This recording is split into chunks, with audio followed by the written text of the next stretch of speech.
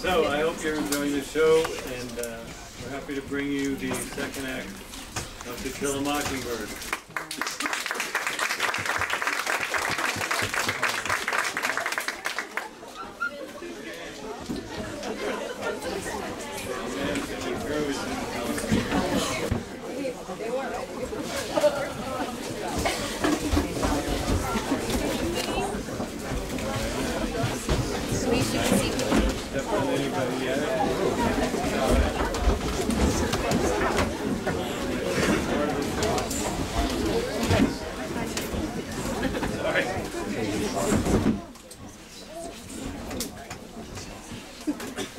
I see we saw a few with us. Well, let's get on. Mr. Ewell, you will keep your testimony within the confines of Christian English usage. That is at all possible. Mr. Gilmer, proceed. We were... Mr. Ewell, did you see the defendant attack your daughter? Yes, I did. Thank you, sir. Mr. Ewell, you said you were at the window? Yes, sir. Did you have a clear view of the room? Oh, yes, sir. Describe the appearance of the room. All strung about like there was a fight. And what did you do when you saw the defendant? I run around the house to get in, but he ran out the front door just ahead of me. I saw who he was, but I was too distracted by Mayella to run after her. She was falling, so I ran into the house. And then what did you do? Ran for it as quick as I could. I knowed who it was, all right. Passed by the house every day. Lived down yonder in that nigger. Judge, I've asked this county for 15 years to clean out that nest. Dangerous to live around. Besides development. Thank you, Mr. Ewell. You can step down now. No further questions. Just a minute, Mr. Ewell. Can I ask you a question or two? Sure. Go ahead. So, folks were doing a lot of running that day. You say you ran to the house, you ran to the window, you ran inside, and you ran for Mr. Tate. Did you, during all that running, run for a doctor? Well, no need to. Didn't you think the nature of your daughter's medical injuries warranted immediate medical attention? Never called a doctor in my life. If I had, it would have cost me $5. That all the questions, Mr. Finn? Not quite, Mr. Ewell. Have a seat. You heard the sheriff's testimony, didn't you? Yes. Do you agree with his description of Mayella's injuries? Her right eye blackened, that she was beaten around the face. Yes, I hold with everything Tate said. He said her right eye was blackened. I holds with Tate. Mr. Ewell, can you read and write? Objection. Can't your witness's literacy has to do with the case. Irrelevant and immaterial. Judge, if you allow the question plus another one, you'll soon see. All right, we'll make sure we see Atticus. Overruled. Mr. Ewell, write your name and show us. I most positively will. How do you think I sign my relief checks? Jim, do you think Atticus knows what he's doing? Seems like he knows. As far as I can remember, he said never, ever ask a question on cross-examination. Thought I already known the answer. She might get messed up with a lefty case. Looks like he's going frog sticking without a light. Mr. Ewell, will you write your name and show us? Clearly now so that the jury can see. What's so interesting? He's left-handed. That's it. What's me being left-handed have to do with it? He's trying to take advantage of me. Tricking lawyers like Atticus Finch take advantage of me all the time with their tricking ways. That don't change what I saw. I saw that nigger! That's all, Mr. Ewell. Have a seat. I think we got it. Don't count your chickens. Right, I was lucky. So it had to be someone who's left-handed. Maybe Tom Robinson's left-handed. Mayella Violet Ewell. To the stand, please.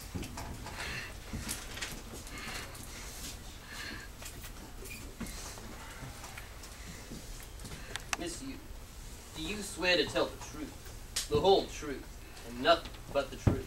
So help you God? Yes. Very good. Mayella Violet Ewell, please tell the jury, in your own words, what happened on the evening of last November 21st. Where were you at dusk on that evening? On the porch. And what were you doing on the porch? Answer the question. You can do that, can't you? What are you so scared of? What was that? Him. Don't want him doing me like he done Papa. Making him out left-handed. How old are you? 19 and a half. I see. Well, Mr. Finch has no idea of scaring you. And if he did, I'm here to stop him. Okay? Now sit up straight and tell us what happened. Well, I was on the porch and he came along and you see, there was this old shipper rope in the yard Papa brought in to chop up for the kindling. Papa told me to do it myself in the woods, but I wasn't feeling strong enough then. So he came by and... Miela, who is he? That in yonder, Robinson. I see. And then what happened? I said, come here, boy, bust up this old shipper rope for me. I got a nickel for you. So he came in the yard and I went in the house to fetch him that nickel. And before I knew it, he was at me. He got me around the neck. Papa hit me again and again. Please go on. And he took advantage of me. And did you scream and fight back? Kicked and hauled out as I could. And then what happened?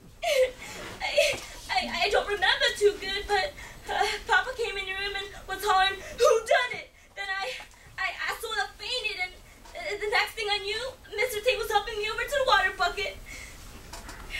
Nail, you fought Robinson hard as you could, tooth and nail, I positively did. and he still took advantage of you? I already told you. That's all for now. But stay back. I expect big, bad Mr. Finch has some questions. State will not prejudice the witness against counsel for defense. Miss Miela, I want to try to scare you for a while. Not yet. Let's get acquainted. How old are you? Said I was 19. Sent it to the judge yonder. Not to bear with me, Miss Miela. I may ask you questions you've already answered before, but you'll answer them, won't you? Good. Won't answer words as long as you keep on mocking me. Ma'am? As long as you call me ma'am and say, Miss Miela, I don't have to take his sass. That's just Mr. Finch's way. He and I have done business in this courtroom for many years, and he is always courteous. And let the record show that the witness has not been sassed. Will do. How many sisters and brothers have you? 7. Are you the oldest? Yes. How long has your mother been dead? Don't know. Long time. How long did you go to school? 2 years? 3 years? I don't know.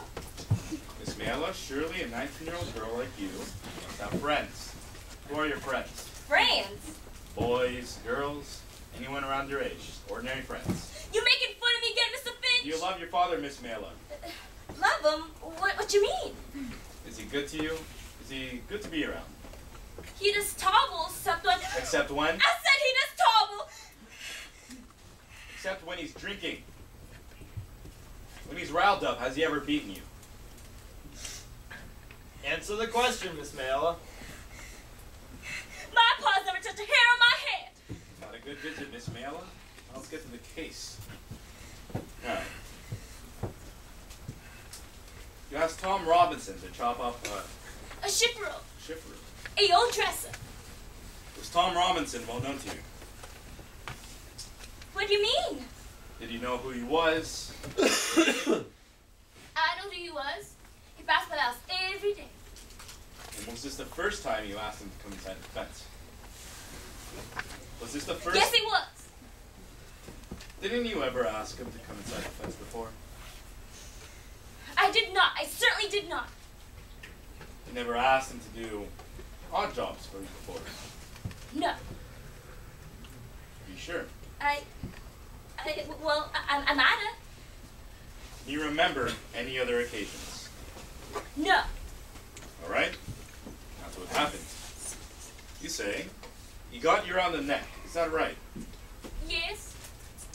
You said he caught you, choked you, and took advantage of you. Is that right? That's what I said.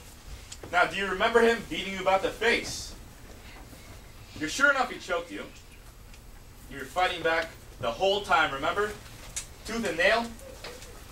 So do you remember him beating you about the face?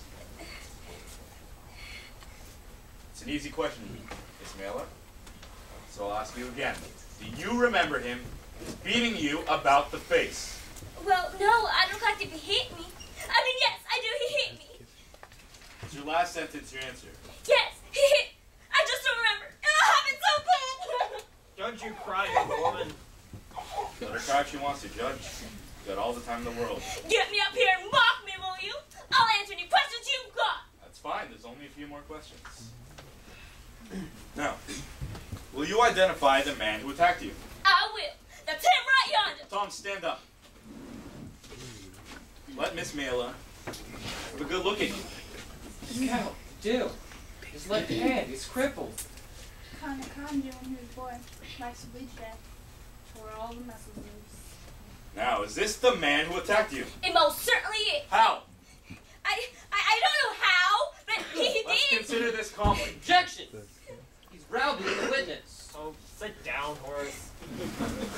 Miss Mela, you testified the defendant choked and beat you. You did not say he snuck up behind you and knocked you cold.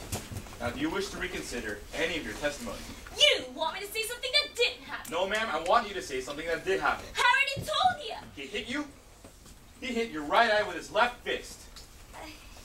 I ducked and it glanced off. That's what it did. I ducked and it glanced off. You're a strong girl. Why didn't you run? I tried to. And you were fighting back the whole time. I most certainly was. So why didn't the other children hear you? Where were they? Why didn't your screams make them come running? Or didn't you scream until you saw your father in the window? Is that it? You didn't scream till then, did you? Who beat you up? Tom Robinson or your father? What did your father really see in that window, Miss Mela? Just tell the truth, child. Didn't Bob Ewell beat you up? I got something to say. Do you wish to tell us what happened? I got something to say, and I ain't gonna say no more. That black man yonder took advantage of me. And if you fine, fancy gentlemen don't want to do nothing about it, then you're all yeller, stinking cowards. Stinking cowards, a lot of you. And you, with your fine fancy airs, they don't come to nothing. With your mammoth and your fix my yelling, they don't come to nothing, Mr. Finch. All right, all right. You did well. You can step down. The state rests.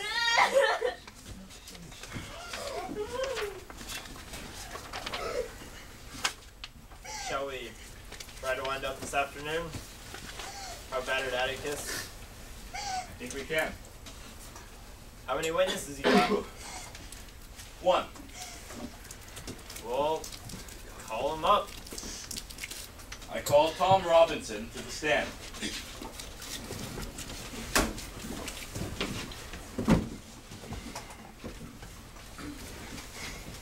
Sorry, sir. That's all right, Tom. Tom Robinson, do you swear to tell the truth, the whole truth, and nothing but the truth? So help you God? I swear.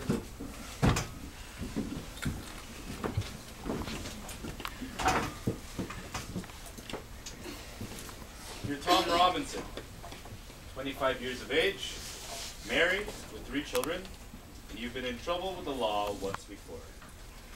A 30-day sentence for disorderly conduct. Now, what did that consist of? Got in a fight with another man. He tried to cut me, but it wasn't much. Not enough to hurt. And it says here you were both convicted. I had to serve because I couldn't pay the fine. The other fellow paid his. Were you acquainted with Miss Mayla Violet Ewell? Yes, sir. Pastor plays going by the field every day. Whose field? I work for Mr. Link Diaz. So you pass the Ewell place to get to work every day. Is there any other way to go? No, sir, none's I know of. Would Miss Mela speak to you? Yes, sir. I tip my hat when I go by. One day she asked me to come inside and bust up a shipper road. When did she ask you to chop up the shipper? It was way last spring. After broke it up, she said, I reckon I'll give you a nickel, won't I? I say, no, man, there ain't no charge. Then I went home. That was way over a year ago. Did you ever go on the place again? Yes, sir. When? I went lots of times. Under what circumstances? Why did you go inside the fence lots of times? She called me in. Seemed like every time I passed by yonder, she had something for me to do. Chopping, kindling, towing water for her. And were you paid for your services? No, sir, not the first time she offered me a nickel, but I was glad to do it. Mrs. Ewing and so for them. Usually the children. Where were the other children? They're always around, all over the place. And Miss Mela would talk to you, correct? Yes, sir, she talked to me. Tom, did you ever, at any time, go on the Ewell property without an express invitation from one of them? No, sir, Mr. Finch, I would never do that. Tom, what happened on the evening of November 21st? Mr. Finch, I was going home as usual that evening, and Miss Miller were on the porch like she said she would when I was passing by Ewell Place. It seemed real